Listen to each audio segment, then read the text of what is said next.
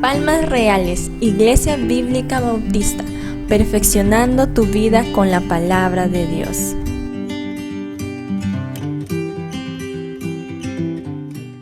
El sermón de esta mañana, queridos hermanos, tiene dos partes.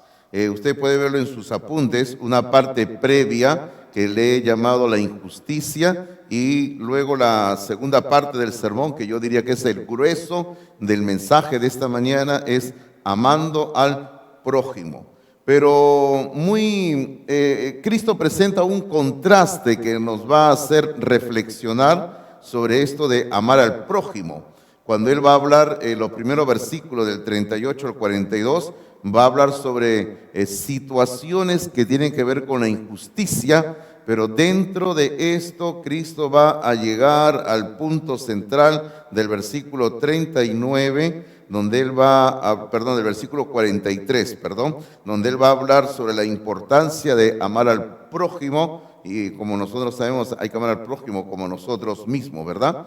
Pero bueno, vamos a empezar, hermano, porque queremos acabar esta mañana este sermón que hemos preparado, que es un poquito extenso, así que vamos a empezar. Bueno, la injusticia.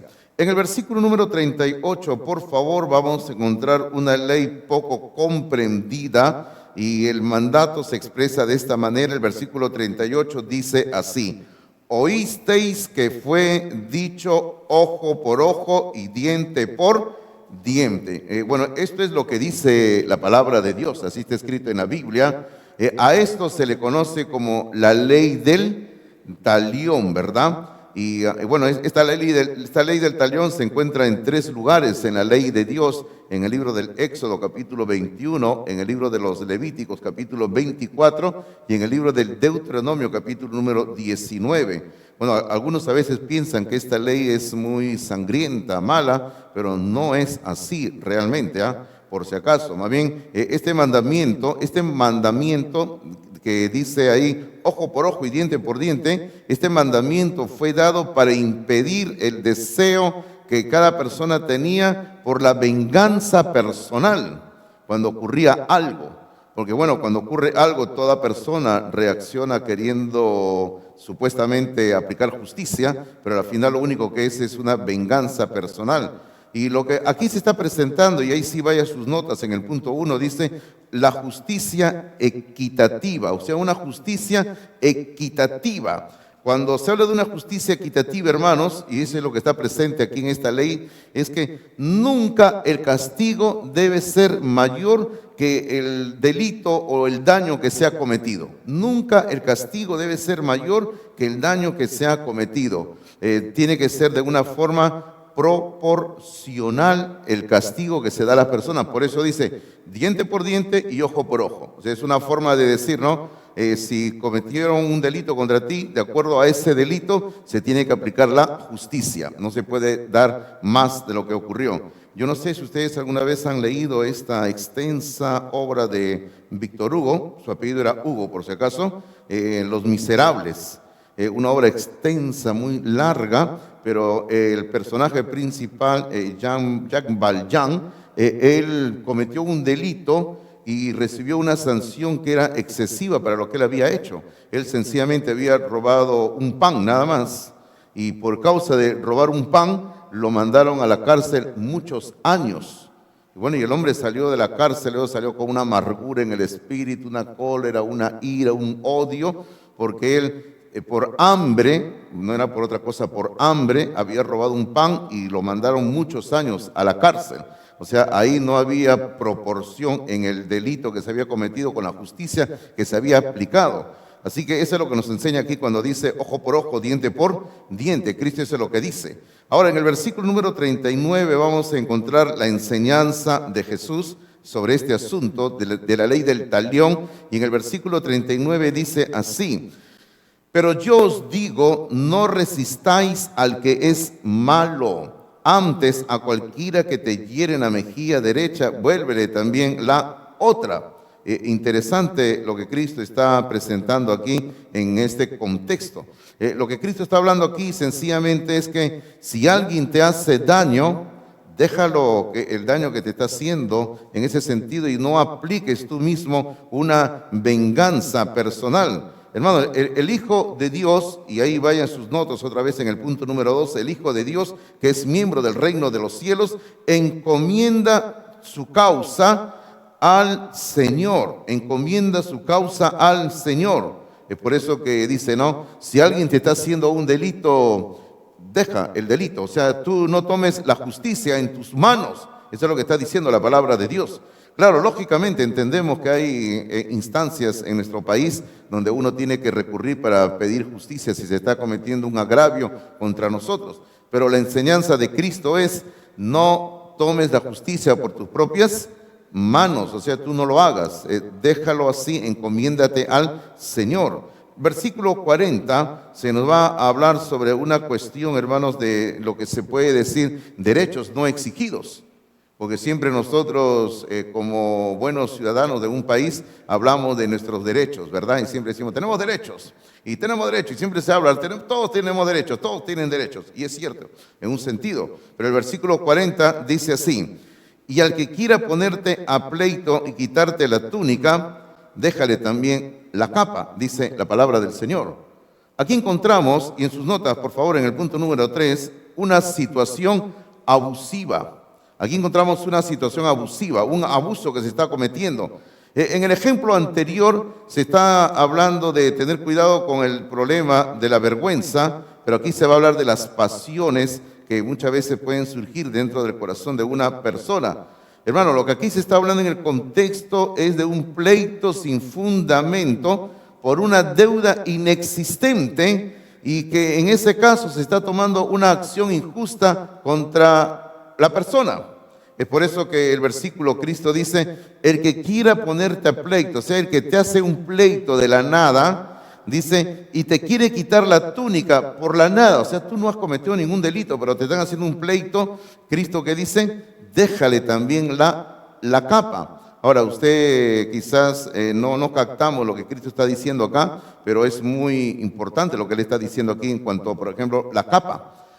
¿Por qué habla de la capa? Porque, hermanos, en ese contexto, en el país donde ellos vivían, en Palestina, la capa era importante para caminar durante el día a causa del sol ardiente que era muy fuerte. Entonces las personas se envolvían en la capa para que el sol no los queme. Claro, nosotros en nuestro contexto hacemos todo lo distinto, ¿no? Si hace mucho calor, nos sacamos toda la ropa que podamos sacarnos, ¿no? Es así, pero en ese contexto no es así, no pueden hacer eso. Porque si en ese contexto se sacan toda la ropa que tienen puesta, ellos más bien se zancochan, se queman. Así que ellos andaban con su capa envuelto para evitar que el fuerte sol les queme el cuerpo. Ahora, y en el día, ahí venía todo lo contrario en esa zona del mundo. En el día la temperatura baja de una forma tan fuerte que hace un frío. Mire, usted, durante el día hace fuerte calor y durante la noche hace un fuerte frío. Y otra vez recurrían a la capa. Y la capa les servía para envolverse y abrigarse si estaban en el campo, si estaban en su casa, con eso se envolvían. Por eso Cristo le dice, ¿no? Si te quieren quitar la túnica, o sea, por un juicio que te están haciendo de una manera que no tiene sentido, déjale también la capa, dice. O sea, esa es una situación abusiva. Lo que Cristo está diciendo es, déjalos que ellos hagan lo que quieran, porque luego van a venir ante Dios a dar cuentas. Eso es lo que está diciendo Cristo, queridos hermanos. Ahora, en el versículo 41... y en su nota, por favor, en sus notas, en el número 4, las exigencias legales. Y ahora aquí entramos a una cuestión legal. Primero, en el versículo 40, Cristo estaba haciendo referencia a una situación que no tiene nada que ver con lo legítimo, hermanos míos, y ahora va a hablar aquí de una situación que tiene que ver con lo legal, en el versículo 41. Y en el versículo 41 dice así, y a cualquiera que te obligue a llevar carga por 1 milla, ve con él 2. Ahora, aquí también es importante de entender lo que Cristo está tratando de decir en el contexto del momento cuando Él está hablándole a sus oyentes. Hay que recordar que Roma, el Imperio Romano, había invadido Palestina en ese momento. Los judíos estaban bajo el yugo de los romanos.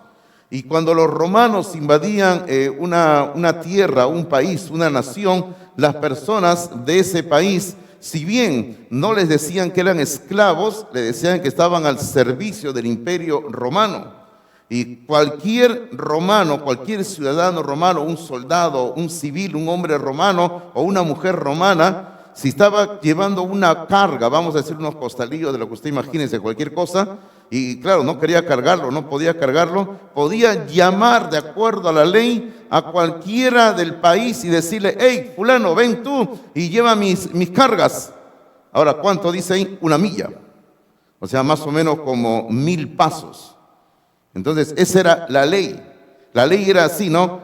Ok, está andando ahí una señora romana con sus costales y no quiere cargarlo o no puede. Entonces ella miraba y veía por ahí a un judío y le decía: hey, judío, ven, lleva mis paquetes, lleva mis costales. Y el hombre tenía que llevarlo porque la ley decía así. Porque él era una persona de ese país y tenía que cargar 1 milla, 1000 pasos, tenía que cargar su paquete.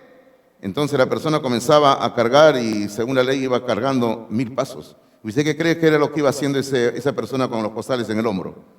Iba contando cada paso, ¿verdad? 1, 2, 3, y vas a ver, romano, ya se acaba. Ya, y llegaba y cumplía según la ley los 1000 pasos, y según la ley ya no tenía que llevar ni un paso más.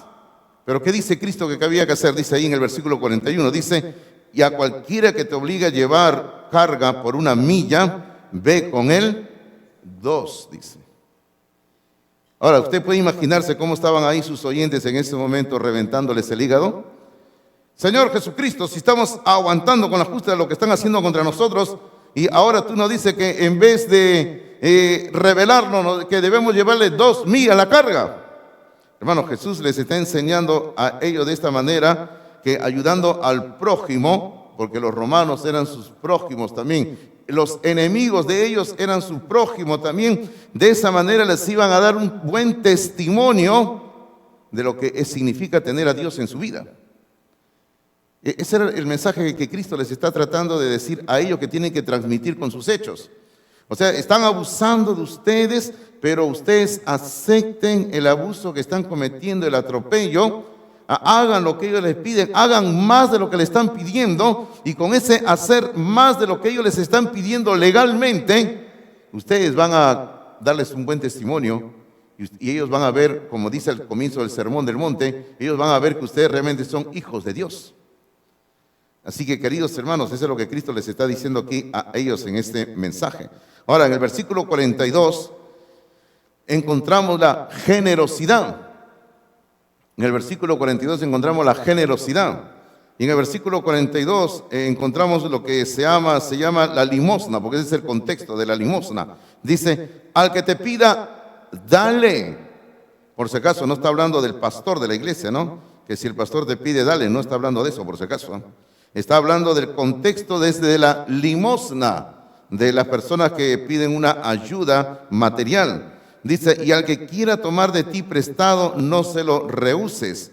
Y otra vez insisto en decir esto: el Señor Jesucristo está enseñando que se tiene que ayudar a quien realmente tiene necesidad. Hermano, Cristo, la palabra del Señor Cristo y la palabra de Dios en general nunca enseña que hay que ayudar al ocioso, al haragán, al sinvergüenza, al estafador. ¿Y sigo con la lista? No es necesario, ¿verdad? Pero ya entendieron lo que le quiero decir. Lo que la palabra de Dios enseña es que hay que ayudar al que realmente tiene necesidad. Ahora, vivimos en un contexto en nuestro amado Perú donde a veces es difícil saber quién tiene necesidad, ¿no? Porque usted sabe, ustedes viajan en micro o no viajan en micro, hermano, en bus. Sí viajan en bus, ¿verdad? Yo también viajo en bus, por si acaso, en micro, ¿eh? Ok, usted sabe, vamos en un bus. Y usted se ha puesto a contar alguna vez cuántas personas suben contando diversas historias que yo no sé si serán ciertas o falsas, yo no sé, ¿no? Y cuentan todas las historias que nos podemos imaginar buscando una ayuda material. Y ya llega un punto en que uno ya no sabe qué creer, ¿verdad? ¿Será cierto o no será cierto? ¿Nos están engañando o nos están diciendo la verdad? Pero hermano mío, el Señor Jesucristo nos enseña que hay que ayudar, mostrar generosidad a aquella persona que realmente tiene la necesidad de por medio. Y hermanos, no hay que ayudar a aquel que usted sabe que es una persona que defrauda, a una persona que miente. A eso no hay que ayudar, dice Cristo en su palabra. Bueno, mire usted qué rápido hemos acabado con la parte de la injusticia, la primera parte del sermón. Y hemos estado corriendo porque queremos entrar a la segunda parte, que es la más extensa y donde queremos invertir un poco más de tiempo. Ahí sí ya no vamos a correr tanto, por si acaso, ¿ya? Aunque algunos están contentos. Sí, pastor, corra así, hágalo así rápido el sermón, ¿ya? Pero la segunda parte es ahora amando al prójimo. Ahora, usted dirá, pero ¿por qué Cristo ha tenido que hablar previamente sobre estos asuntos? Porque en el versículo número 43, y ahí pongan sus notas, por favor, debajo de amando al prójimo, en el punto número 1, ponga ahí, una manera limitada de amar. Porque el versículo 43 nos está haciendo Cristo una observación de que en aquel entonces las personas limitaban su manera de amar. ¿Qué dice el versículo 43? Dice, oísteis que fue dicho. Y este versículo, el resto de lo que sigue, lo podemos dividir en dos partes. La primera parte sería, amarás a tu prójimo. Y la segunda parte sería, aborrecerás a tu enemigo. Ahora, cada vez que en el Sermón del Monte, por lo menos hasta aquí, porque luego ya Cristo ya deja de hacerlo, porque Cristo está contrastando lo que dice la palabra de Dios con las tradiciones de los hombres y con lo que Él enseña realmente, porque Él es el dador de la ley y Cristo es el intérprete verdadero de la ley, de la palabra de Dios. Pero cada vez que Cristo, cuando dice en este sermón, oísteis que fue dicho, está haciendo referencia a algo que dice en la palabra de Dios. Así que este versículo número 43, cuando dice amarás a tu prójimo, así dice en la palabra de Dios. Y luego cuando dice en la segunda parte, dice y aborrecerás a tu enemigo, algo así dice la palabra de Dios. Pero era lo que ellos en ese entonces habían resumido la palabra de Dios en esa frase que dice, aborrecerás a tu enemigo. Ok, no vamos a emplear mucho tiempo en hablar la primera parte donde dice, amarás a tu prójimo, porque todos nosotros conocemos lo que quiere decir, amarás a tu prójimo. Y aquí en la iglesia le hemos hablado mucho de eso. Pero solamente permíteme hablar sobre un poquito sobre la palabra prójimo. Ahora, ¿quién era el prójimo para los judíos de aquel entonces? ¿Quién era el prójimo? Por ejemplo, yo le debería más bien preguntar a usted, perdón, ¿quién es el prójimo para usted? Permítame tomar agüita, ¿sí? ¿Quién es su prójimo para usted?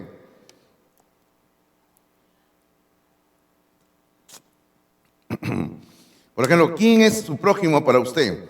Pero ¿quién es el prójimo o quién era el prójimo para los judíos en el tiempo de Jesús? ¿Quién era el prójimo? Bueno, según la enseñanza que se daba en aquel entonces, en la época de Jesús, y esa era la enseñanza que se daba en las sinagogas a los niños judíos, a los jóvenes, a los adultos, y todos los judíos en el tiempo de Jesús tenían metido esto en su cabeza. Mi prójimo es solamente otro judío, nada más. O sea, otro judío que está guardando la ley de Dios, ella es mi prójimo. Si no es judío, no es mi prójimo. Y más bien a los que no eran judíos, los judíos le ponían ciertos títulos, nombres que eran ofensivos. Por ejemplo, usted recuerde que cuando Cristo sale un poco de los límites de Palestina, de Israel, fue la única vez que él salió cuando fue a ver a Sirofenicia, y ahí se encontró con la mujer Sirofenicia. ¿Usted recuerda lo que dijo la mujer Sirofenicia a Cristo? Le dijo, aún los perrillos comen de las migajas que caen de la mesa de sus amos. ¿Y quiénes eran los perrillos? Los perrillos eran los gentiles, los que no eran israelitas. O sea, para los judíos, toda persona que no era israelita era un perro. Así lo llamaban ellos, era un perro. Y o sea, era algo ofensivo. Y para los judíos solamente su prójimo era un israelita, nada más.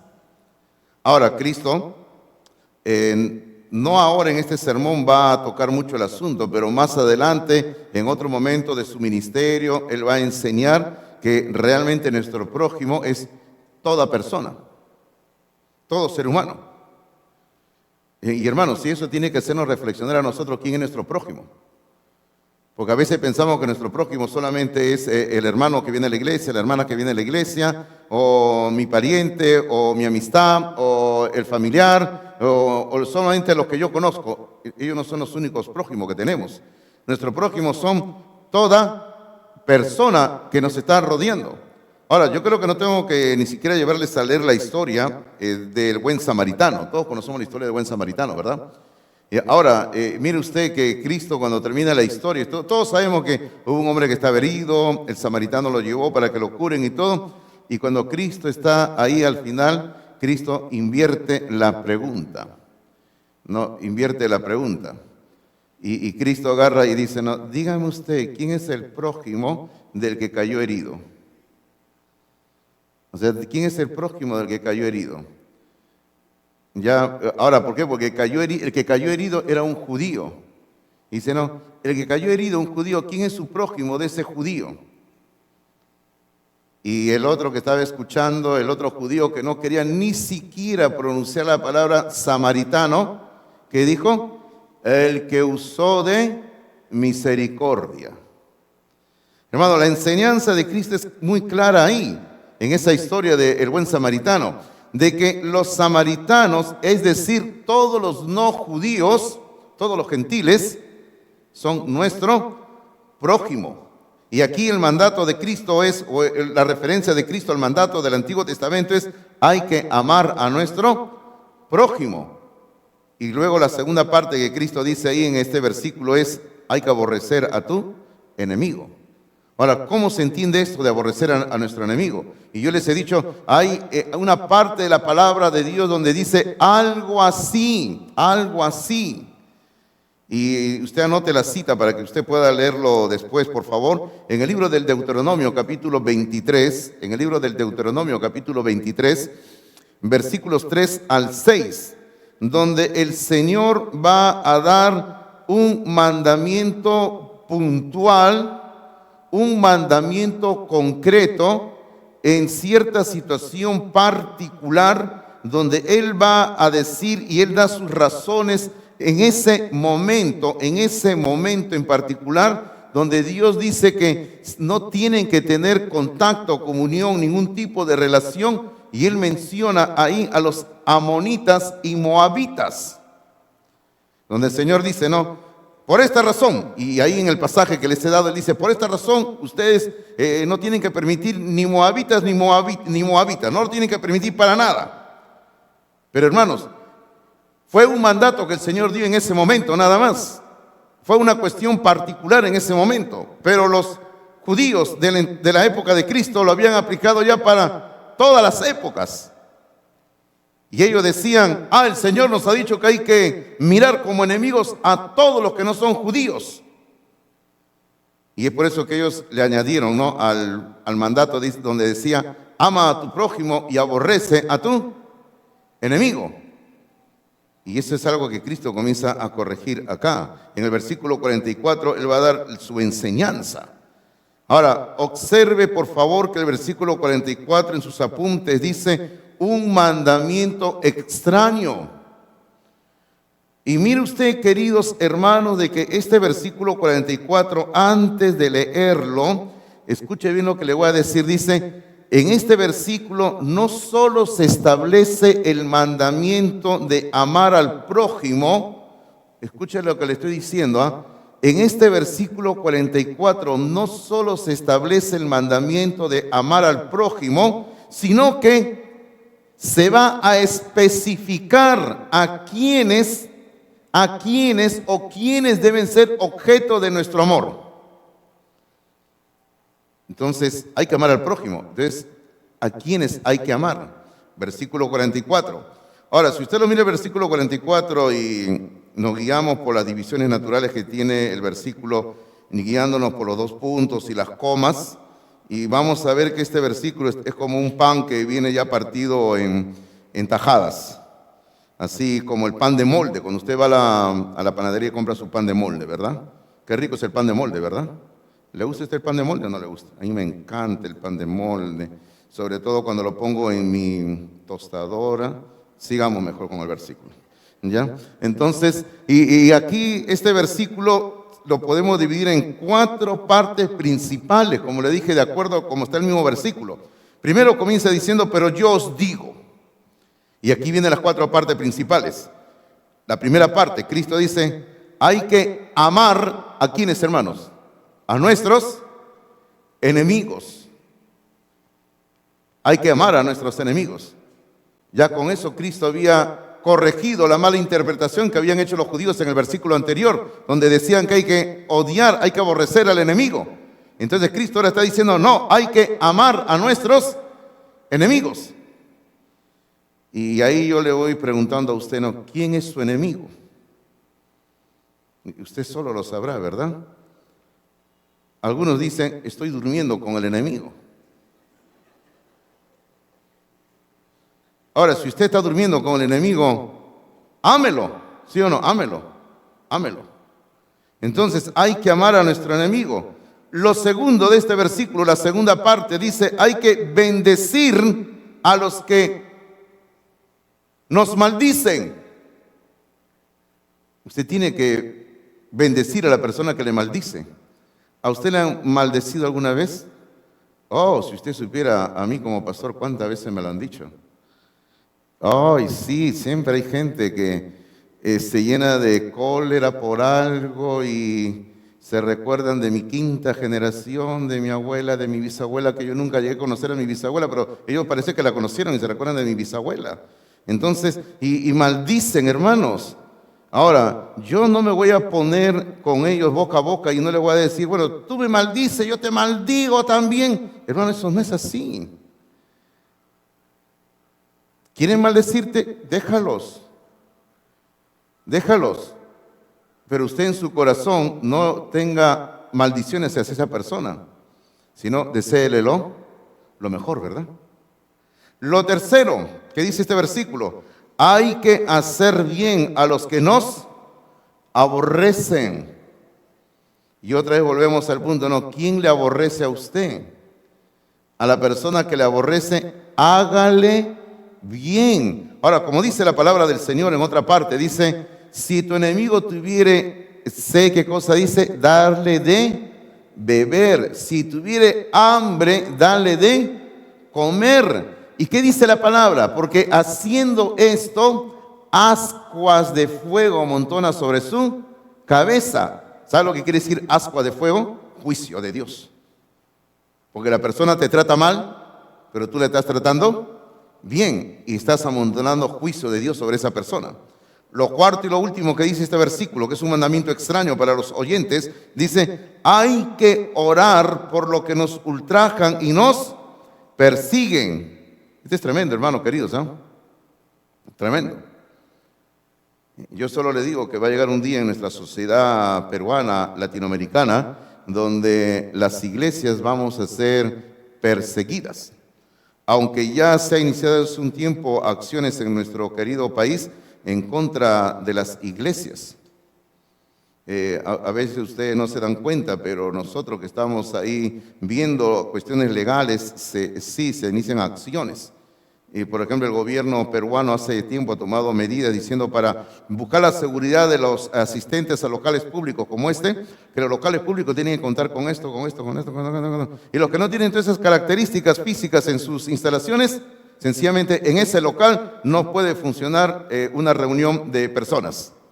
O sea, es una manera muy elegante de decir, las iglesias que no tienen ciertos requisitos en sus locales no pueden seguir ofreciendo reuniones. Y no pueden. Y usted sabe muy bien que hay muchas congregaciones que lamentablemente no tienen local propio, ¿verdad? Y solamente alquilan una casa generalmente, y las casas no reúnen los requisitos. Entonces hay iglesias que tienen que, hermanos, poco a poco ir cerrando o se van uniendo con otras iglesias que tienen, y así va pasando. En otros países se está poniendo las normas, por ejemplo, de que los que dirijan las iglesias tienen que ser hombres que tienen título, deben de tener título emitido por el gobierno. Si en este caso yo enseño teología, tengo que tener un título emitido por el gobierno que soy teólogo, teología. Ahora, si no se tiene ese título, sencillamente no se puede dirigir una iglesia, o no se puede oficiar un matrimonio, o no se puede oficiar bautismos y cosas así. O sea, se está comenzando a hacer eso, queridos hermanos. Por eso le digo, hay que orar por los que nos persiguen. Como le digo, no nos damos cuenta, pero de una forma muy sutilmente se está metiendo estas cosas. Hay que orar. La palabra del Señor nos manda a orar por nuestras autoridades. Si un día nuestras autoridades dan leyes en ese sentido aún más fuertes, hermanos, nuestro deber no es orar para que el Señor les traiga fuego, los castigue y los mate y los queme. Eso no tenemos que hacer nosotros. Nosotros tenemos que orar por nuestras autoridades, más bien para que Dios de alguna manera los ilumine y les haga cambiar de pensamiento. Eso es lo que tenemos que hacer nosotros. Pero, hermano, lo que aquí se está pidiendo no solamente es que la expresión del amor tiene que ser algo teórico, sino algo real, algo tangible. Al comienzo de su boletín, acá hay un versículo que hemos colocado aquí al comienzo, que es Primera de Juan, capítulo 3, versículo número 18, donde dice así: hijitos míos, y miren la manera tan cariñosa que Juan habla a la iglesia, dice: hijitos míos, no amemos de palabra ni de lengua, sino de hecho y en verdad. No hay que amar solo de palabras, sino de hechos. Hay que amar de hechos. Hermanos, no es suficiente con que no haya en el corazón del creyente un deseo de venganza, de odio, sino que, hermano, tenemos que amar a nuestros enemigos. Porque nosotros podemos decir en el corazón, podemos decir: pero pastor, yo no odio a mis enemigos. Ah, muy bien, no lo odie, así es. Pero pastor, yo no hablo mal de mis enemigos. Muy bien, no hable mal de sus enemigos. Pero la palabra del Señor no queda ahí. La palabra del Señor va más allá y dice: tienes que amar a tus enemigos. Y este versículo que hemos estado viendo lo dice claramente cómo tenemos que amar a nuestros enemigos. El versículo 44 que le decía tiene esas cuatro partes como un pan, ¿verdad? Les estaba explicando a ustedes. Ahora, el versículo 45, por favor, y en su nota viene a ser el punto número 3, nos va a presentar la razón para actuar de esta manera. O sea, el actuar de cuál manera, la que dice el versículo 44. El versículo 44 nos presenta la forma en que debemos de actuar, amando a nuestros enemigos, bendiciendo, orando por ellos. O sea, ¿por qué es que debemos de actuar así? Y el versículo 45 dice: hay dos razones por las cuales debemos de actuar de esta manera. El versículo 45, dice así, la primera parte dice: para que seáis hijos de vuestro Padre que está en los cielos. Entonces, la primera razón que usted tiene en sus notas es para expresar nuestra relación con Dios. Para expresar nuestra relación con Dios. Usted y yo tenemos que amar a nuestros enemigos para que todos sepan que tenemos una relación con Dios. Porque si usted solamente tiene una relación con Dios a puerta cerrada y nadie más lo sabe, entonces dudo que haya una real y sincera y honesta relación con Dios. Usted tiene que demostrar esa relación con Dios amando a su enemigo, tal como dice la palabra de Dios, como dice este versículo 45, ¿verdad? Dice: para que seáis hijos de vuestro Padre que está en los cielos. O sea, lo que dice el versículo 44. Usted tiene que amar a su enemigo, tiene que bendecir al que esto, tiene que orar por la persona y todo esto. ¿Y para qué? Como dice el 45, para que usted sea un hijo, o sea, para que usted demuestre que es un hijo de Dios que está en los cielos. Bueno, la única manera que el mundo sepa que usted es un hijo de Dios es que usted lo va a demostrar con su vida, amando a su enemigo. Ahora, la segunda razón por la cual tenemos que amar a nuestro enemigo es lo que dice la segunda parte del versículo 45. La segunda parte dice que hace salir su sol sobre sobre malos y buenos, y que hace llover sobre justos e injustos. ¿Qué quiere decir esto? Y ahí anote la segunda razón, por favor. Para seguir el ejemplo del amor de Dios. O sea, hay dos razones para expresar nuestra relación con Dios Y la segunda razón es para seguir el ejemplo del amor de Dios. Hermano, ¿sabe usted lo que quiere decir la segunda parte de este versículo 45? Donde dice que Dios hace salir su sol sobre malos y buenos y que hace llover sobre justos e injustos. Está diciendo primeramente que el sol que tenemos ahí, que todos vemos en el cielo, que está ahí en el espacio y que alumbra nuestro planeta, ¿el sol de quién es, hermanos? De Dios. ¿Sabía usted eso, que el sol es de Dios? ¿Verdad? Entonces, cuando Dios saca el sol, usted dele gracias a Dios porque tiene sol, ¿verdad? Aunque no tenga ningún sol en el bolsillo, ¿ya? Pero claramente dice ahí en el versículo, dice, su sol, dice, hermano, Dios no distingue en su compasión y Él saca el sol y el sol va a brillar sobre todas las personas que están en este planeta Tierra. Ahora, lo mismo ocurre con la lluvia, dice. Ahí al final del versículo 45 dice sobre la lluvia, dice que Él hace llover sobre justos e injustos. Hermano, el Señor como dueño del sol, el Señor como dueño de la lluvia, nos está dando una tremenda lección sobre mostrar amor a las personas. Por ejemplo, si usted está haciendo, vamos a decir ya, si usted está llevando una ayuda material, vamos a decir, al barrio, vamos a decir ya.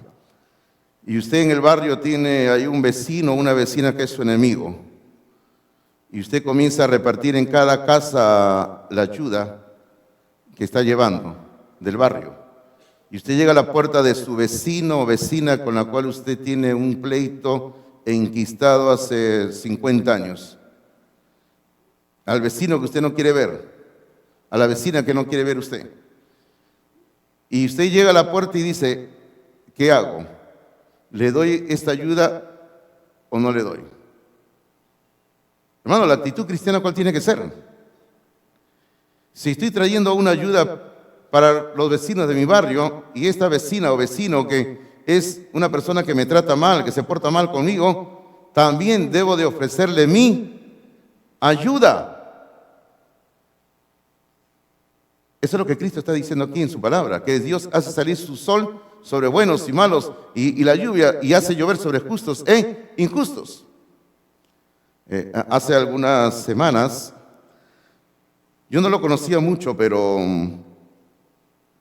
sí conversé con una persona algunas veces cuando yo iba al mercado y él en el mercado vendía ciertos productos y un día yo llego al mercado y encuentro de que sencillamente una cajita ahí donde estaban pidiendo ayuda y porque se había muerto. Y dije, ¿qué pasó? Y lo único que me dijeron fue, hubo un accidente y falleció, no me decían más, ¿no? Pero luego, cuando ya pasaron como una semana y vino otro de sus parientes que yo conocía, le digo, ¿qué pasó? Y bueno, yo sabía que el joven que había fallecido, porque habíamos conversado en alguna ocasión, que él era cristiano y que había asistido a una iglesia evangélica en su barrio. ¿Qué pasó? Le digo. Me dice, mire, pastor, me dice, ese día estuvimos vendiendo acá y en la noche cuando regresamos a la casa del vecino se comenzó a incendiar y él, por entrar a ayudar al vecino que lo había tratado mal en otra ocasión, él se metió a ayudar, le estaba ayudando a sacar sus cosas, sus hijitos, se vino el techo encima y lo mató. Hermano, y yo digo en mi corazón, tremendo testimonio para la conciencia de ese vecino, ¿verdad? Que una persona que en algún momento dado fue tratada mal, le estaba ayudando y por ayudarle perdió la vida. Hermano, hay que amar a nuestros enemigos. Ahora, el versículo 46, y en sus notas es el punto número 4, nos va a enseñar que el modo de amar desinteresado. ¿Sabe usted lo que quiere decir amar de una manera desinteresada? Amar de una manera desinteresada quiere decir que usted muestra su amor, que usted muestra su aprecio hacia una persona sin esperar recibir nada a cambio. Eso es lo que usted espera, ¿verdad? O usted ama esperando recibir algo. Ahora, si usted está amando, esperando recibir algo, entonces lo que usted tiene no es sencillamente amor. Eso no es amor. Claro, lo único que nosotros a veces queremos es cuando ponemos dinero en el banco, ¿sí o no? Usted busque en el banco cuando va a poner una buena cantidad de dinero, a ver cuál banco me ofrece mayores beneficios, intereses, y ahí, bueno, esa es otra cosa, ¿verdad? Pero cuando se trata de demostrar amor, usted tiene que demostrarlo sin tener en su corazón ningún interés de por medio. Yo solamente le he dicho a mis hijos, y yo les he dado estudio, les digo para que ustedes el día que esté viejo me mantengan, les he dicho yo, ¿no? Nada más. Así les digo, y le digo, no es que yo sea interesado, les he dicho a mis hijos, yo, ¿no? Bueno, acá está una de mis hijas oyéndome, ¿no? Anótalo, querida hija, ¿ya? Pero, ¿qué dice el versículo 46? El versículo 46 dice, porque si amáis a los que os aman, y viene la pregunta, una pregunta reflexiva, una pregunta para que pensemos. Dice, ¿no? Si ustedes aman solamente a los que les aman, las preguntas son, ¿qué recompensa tendréis? Y luego, ahora mire lo que Cristo va otra vez a llevarles a un campo que para los judíos era un campo terrible. Dice, ¿no hacen también lo mismo los publicanos? Hermanos, Cristo otra vez les está hablando ahora de publicanos. Hace un rato, en el pasaje anterior, él habló de los gentiles, que no eran los no judíos. Hay que amar a los no judíos. Pero ahora, dentro de los judíos, porque recuerden que los judíos pensaban que solamente tenían que amar a los judíos. Pero dentro de los judíos había un grupo de judíos que ellos no querían amar. O sea, ese era ya más terrible, ¿verdad? ¿Y sabe quiénes eran esos judíos a quienes ellos no querían amar? Eran a los publicanos. Y Cristo acá los está comparando a los judíos con los publicanos. Y hermanos, era algo horrible. Ahora, ¿quiénes eran los publicanos? Yo creo que todos conocemos la historia de Zaqueo, ¿verdad? Ese hombre chiquito que vio que Jesús venía y corrió, se subió al árbol sicómoro. Y desde ahí vio, y Jesús que le dijo, ¡hey, Zaqueo, bájate! Hoy quiero ir a tu casa a comer contigo. Ese es Jesucristo, ¿no? Tremendo. Mi personaje favorito por eso, ¿no? Por eso yo siguiendo a mi maestro, cualquier día le digo a usted, hermano, quiero ir a su casa a comer con usted, ¿no? Entonces, Zaqueo lo lleva a su casa a Cristo. Y ojo, y Zaqueo como buen publicano, y Zaqueo era jefe de los publicanos, Zaqueo invitó a los otros publicanos a la casa a comer. Y cuando están ahí en la casa comiendo, Zaqueo, hermanos míos, bueno, la palabra no da todos los detalles, pero entendemos que Zaqueo fue confrontado con el mensaje de Jesucristo y él abrió su corazón a Jesucristo. Y él que dijo, Señor Jesucristo, de todo lo que tengo, a las personas que he defraudado, que he engañado, que he estafado, que le he robado, le voy a devolver cuadruplicado. Y claro, y todo eso era una demostración material evidente del cambio en su vida. Y Cristo dijo, hoy ha llegado la salvación a este hogar. ¿Y quiénes eran los publicanos? Seguimos con el asunto. Los publicanos, hermanos, eran judíos que se ponían al servicio de los romanos para cobrarle impuestos a los mismos judíos. Recuerda el contexto de la época. Judíos estaban dominados por los romanos. Y los romanos tenían que cobrar impuestos a los judíos. Entonces, para que los mismos romanos no estén cobrando impuestos, le ofrecían el trabajo a algún judío. Y le daban una región, por decir, toda esta región, digamos, de los Olivos, vamos a ofrecerla. ¿Quién la ofrece? Ya yo, ya tú, ya listo, ya tanto, listo. Por decir, los romanos, miren, y ahí venía el problema para los judíos. Porque los romanos agarraban y decían, cada judío tiene que pagar, vamos a decir, al mes, vamos a decir, 10 soles de impuesto. Ya, y los romanos decían, ahora tú como publicano cóbrale lo que quieres y todo lo que tú le cobras ya es tu ganancia. Y ahí venía el asunto, pues hermanos, que los publicanos no le cobraban 10 soles, sino le cobraban, vamos a decir, 30 soles. ¿Y usted sabe cómo le cobraban? Lo golpeaban, iban a su casa, les movían todas las cosas, los metían a la cárcel, los obligaban a dar dinero. ¿Y usted se imagina cómo los judíos odiaban a los publicanos? Ahora, ¿Cristo qué está diciendo aquí? Si ustedes solamente aman a los que los aman, ¿qué recompensa van a tener? Y luego le dice, ¿no hacen lo mismo los publicanos? O sea, si ustedes solamente aman a otros judíos que les aman, ustedes están haciendo exactamente lo mismo que los publicanos, a los que ustedes lo miran como lo peor de lo peor que existe. Hermanos míos, uno tiene que amar de una manera desinteresada, sin esperar recibir nada a cambio. Ahora, el creyente, hermano mío, ¿cuándo será recompensado por demostrar su amor? El creyente será recompensado por Dios. Puede ser en esta vida o en la eternidad. Así puede ser, queridos hermanos. Permítame hacer referencia por enésima vez a mi querida esposa, que ustedes la han conocido, o la mayoría la conocieron, y ella ahora está en la presencia del Señor. Algo que siempre la caracterizó a ella fue su amor al prójimo. Esa mujer amaba a las personas. Ella ayudaba aquí, ayudaba allá. Ella, hermanos, si podía, se sacaba lo que tenía puesto y le daba a las personas. ¿Se puede imaginar usted cuántas veces me dejaba sin cosas a mí?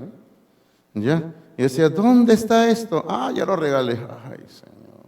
¿Pero para qué? Me dice, si tienes otro igual. Ay, sí, pero a mí me gustan siempre las camisas de color igual. Le digo, para que parezca que no tengo una nada más. Le digo, no. Pero ella era así, hermanos. Ella regalaba y regalaba, ayudaba. Ella, venía personas que ella conocía que estaban enfermas y no tenían dinero. Ella les daba dinero para su medicina, les compraba y así, hermanos. Y aquí, por ejemplo, en esta mañana tenemos la presencia de algunas personas que son extranjeras de Venezuela. Y yo le quiero decir que mi esposa ayudó a bastantes de sus compatriotas cuando llegaban aquí al Perú. Llegaban y los traían aquí al patio, llegaban con sus maletas y mi esposa les preparaba comida, esto, y le buscaba dónde se vayan a alojar y todo. En mi casa, el pastor Martín sabe que tuvo varias familias venezolanas metidos ahí en la casa, no sé cómo los acomodaba. Y todo eso hacía ella. Cuando mi esposa falleció, todas estas personas extranjeras me escribían, algunos de ellos llorando por mi esposa que había fallecido. Y hermanos míos, nosotros tenemos que amar a nuestro prójimo.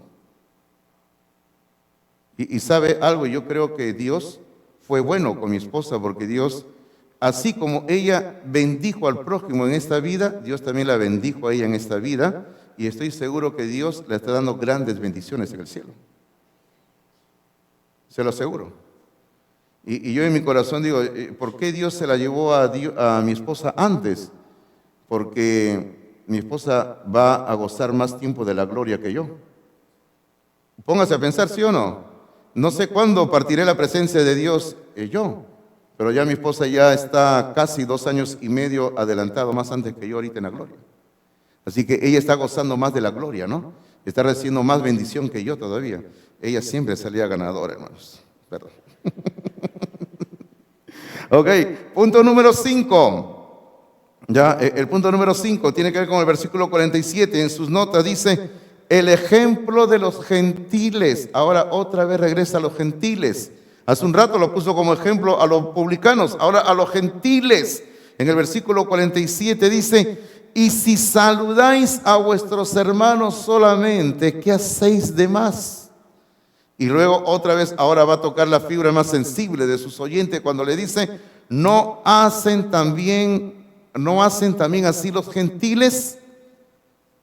Claro, lo mismo, ¿verdad? Si ustedes solamente saludan a los que son sus amiguitos, a sus hermanitos, a los que les hacen bien, solamente a ellos, a ella los saludo y a las otras personas no les saludo, Cristo dice, hermanos, eso también hacen los gentiles, dice. Y ustedes están siendo igual que los gentiles, está diciendo Cristo. Bueno, lo que Cristo nos está diciendo hasta ahora, antes de entrar al último versículo 48, es esto, que nosotros debemos de tener una actitud de amor hacia toda persona, sin importar si es nuestro enemigo, sin importar si es el que nos persigue, sin importar nada de nada, hay que amar a nuestro prójimo. Ahora, todo lo demás, Cristo está diciendo, si hay algo que tiene que ver con la justicia terrenal, hay que dejarlo en las manos de Dios. Está diciendo eso el Señor Jesucristo aquí.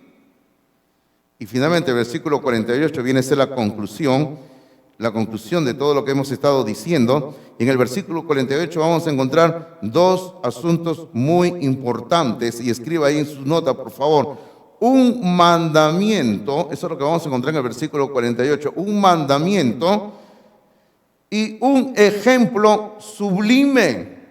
Un ejemplo sublime. Cuando yo estaba colocando ahí la palabra sublime, no podía dejar pensar en ese riquísimo chocolate sublime, ¿verdad? Yo estaba pensando en ese chocolate sublime. Dice, ¿dónde está el sublime? Por acá yo lo guardé hace un mes en mi escritorio, no lo encontré. Alguien se lo ha comido, el sublime que yo tenía ahí. Me quedé a la medianoche con ganas de comer sublime. ¿Ya? Entonces, un mandamiento en el versículo 48. ¿Cuál es el mandamiento que encontramos en el versículo 48? Cuando el Señor dice, hay que ser perfectos. Hay que ser perfectos. Ahora, ¿a qué se refiere cuando habla de ser perfectos? No está hablando de ser impecables, nunca fallar, nada de eso. No está hablando de que un ser humano jamás cometa ningún error, ningún pecado. De eso no está hablando. Hermano, está hablando de que hay que alcanzar una madurez espiritual que demuestre que realmente somos hijos de Dios. Eso está hablando de perfectos. Está hablando de crecer espiritualmente. Hermano, cuando nosotros crecemos espiritualmente en el conocimiento de la palabra de Dios y vivimos de acuerdo a la palabra de Dios, vamos a cumplir de una forma normal, natural, sin esforzarnos, con la enseñanza de Cristo de amar a nuestro prójimo, amar al enemigo, por decirlo así. Eso es lo que está diciendo ahí. Usted tiene que ser perfecto, dice. Ahora, ¿y el ejemplo de todo esto cuál es? El versículo 48 dice, hay que ser perfecto, dice, como, y ahí viene el ejemplo, como vuestro Padre que está en los cielos es perfecto. Ahora, el Padre Celestial es un ser perfecto, una persona perfecta. Bueno, y podríamos mencionar una lista larga de perfecciones divinas, pero solamente permítame mencionar esto. El Padre Celestial perdona. Y si el Padre Celestial perdona, usted también debe de perdonar. El Padre Celestial tiene compasión. Y si el Padre Celestial tiene compasión, usted también debe de tener compasión. El Padre Celestial es bueno para con todos. Usted también debe ser bueno para con todos. Ahora, podríamos seguir dando una larga lista, pero por lo menos estas tres cositas que he mencionado son quizás suficientes. ¿Qué he mencionado? He dicho que el Padre Celestial perdona, que el Padre Celestial tiene compasión, que el Padre Celestial es bueno y que nosotros también debemos de ser igual a nuestro Padre Celestial, queridos hermanos. Bueno, no necesitamos poner a seres humanos como ejemplo. El gran ejemplo que tenemos es el Padre Celestial. Y hay que amar a nuestro prójimo como el Padre Celestial lo hizo.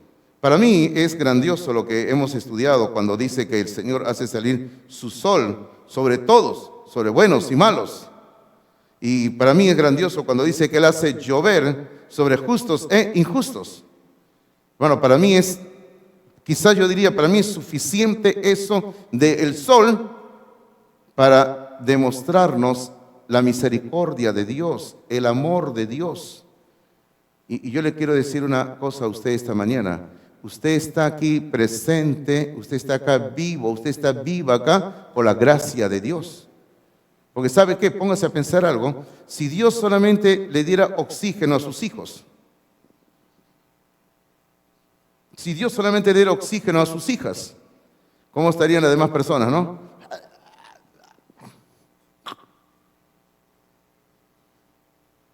Yo creo que los que nos hemos enfermado del COVID sabemos lo que se siente cuando falta oxígeno, ¿no? Oh, hermano, qué horrible, ¿eh? Qué horrible sensación cuando me dio el COVID. Oxígeno, aire, no podía respirar, no podía, hermano, faltaba oxígeno, echar aire ahí. Mis hijas me estaban echando aire, a pesar de que tenía esa máquina ahí, a pesar de que me habían colocado el balón de oxígeno ahí, hermano, me faltaba oxígeno, quería aire. Abrían la ventana, el aire, faltaba aire, hermanos. Así era. Recién cuando me internaron en el hospital en aquella ocasión y me pusieron ya una máquina más potente, ahí como que podía respirar bien. Pero usted sabe lo que sería de este mundo si es que Dios solamente bendijera a sus hijos, a sus hijas nada más. Pero eso es para que usted reflexione y vea que Dios le ama a usted.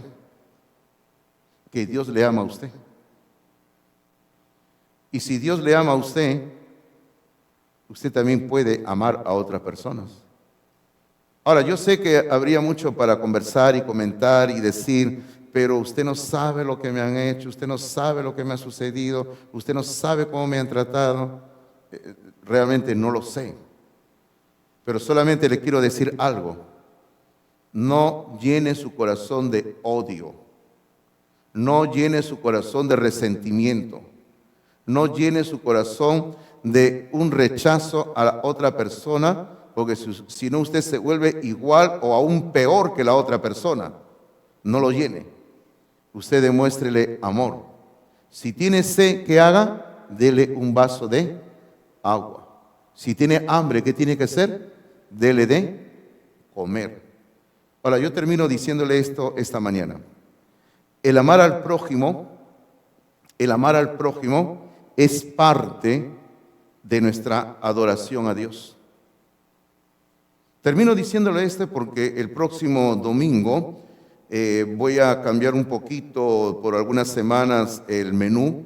Vamos a dejar Mateo y yo quiero el próximo domingo durante algunas semanas ver con ustedes qué enseña la Biblia sobre la adoración.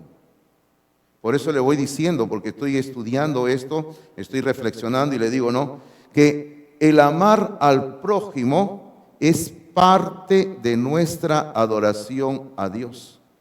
Le voy diciendo eso. Si usted quiere adorar a Dios, tiene que también amar al prójimo. Vamos a orar en esta mañana, le invito a inclinar la cabeza, cerrar los ojos, para acercarnos a Dios en oración en este momento. Sí, vamos a orar, vamos a orar. Padre bendito en este momento, Dios bueno, Dios creador del universo, Dios hacedor del hombre, tú que has hecho al hombre, a la mujer, y que nos has colocado a cada uno de nosotros en esta tierra, nos acercamos a ti a través de Jesucristo. Y en este momento, Padre, en oración, al haber abierto tu palabra nos ministra el Espíritu Santo obrando en nuestras vidas para que nosotros podamos ser hombres y mujeres que manifestemos el amar al prójimo, Señor. Padre, hay que amar al prójimo porque tú nos das el ejemplo de amar a todos y ese ejemplo lo das todos los días, cuando sale el sol, cuando llueve, Señor, tú demuestras tu amor, tu misericordia. Y lo mismo tenemos que hacer nosotros, amar al prójimo. Y en esa actitud donde estamos, Padre, yo quiero llevar a todos mis oyentes en esta mañana a reflexionar, a tomar una decisión. Padre, yo desconozco los detalles de cada persona, pero solamente le quiero decir que no llene su corazón de odio, no llene su corazón de venganza, sino que llene su corazón de amor. Porque es lo mejor, Padre, para él, para ella. Y que quiero animar, Padre, a todos a que volvamos nuestra mirada a Cristo Jesús. Queremos dejar este tiempo final en tus manos, orando en Jesucristo. Amén.